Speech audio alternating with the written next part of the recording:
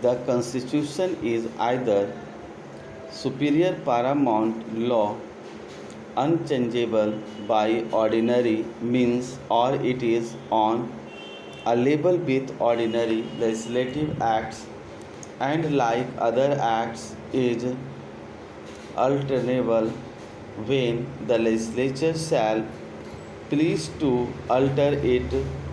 Certainly, all those who framed written constitution contemplate them as forming the fundamental and paramount law of the nation, and consequently the theory of every such government must be that an act of the legislature repugnant to the constitution is void, and further it is emphatically the province and duty of the judicial department to say what the law is. In the Indian Constitution, there is an express provision for judicial review, and in this sense, it is on a more solid footing than it is in America. In a state of Madras versus V.G. Rao, Patanjali Sastri, C.J.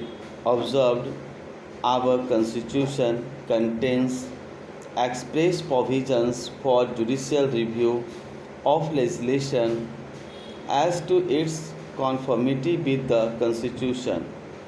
Unlike in America, where the Supreme Court has assumed extensive powers of reviewing legislative acts under cover of the widely interpreted due process clause in the 5th and 14th Amendments.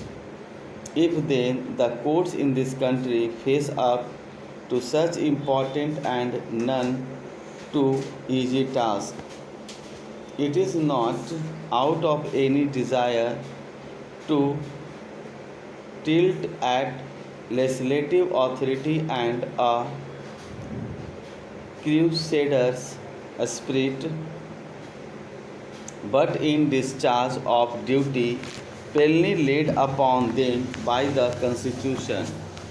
This is especially true as regards the fundamental rights as to which the court has been assigned the role of sentinel on the qui vive.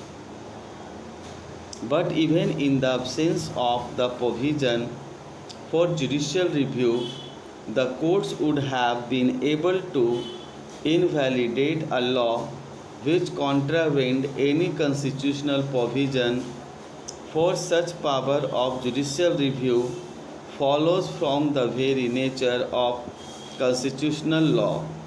In A.K. Gopalan versus State of Madras, Kania C.J. pointed out that it was only by way of abundant caution that the framers of our Constitution inserted the specific provisions in Article 13. He observed, in India, it is the Constitution that is supreme, and that a statute law to be valid must be in all conformity with the constitutional requirements, and it is for the judiciary to decide whether any enactment is constitutional or not. In Vinay Biswam versus Union of India, the Supreme Court held the Supreme Court or the High Court is in exercise of its power of judicial review can declare law passed by the Parliament or the state legislature is invalid on only two grounds. It is not within the competence of legislature which passed the law, and or it is in contravention of any of the fundamental rights stipulated in Part 3 of the Constitution or any other right provision of Constitution. No third ground is available to invalidate any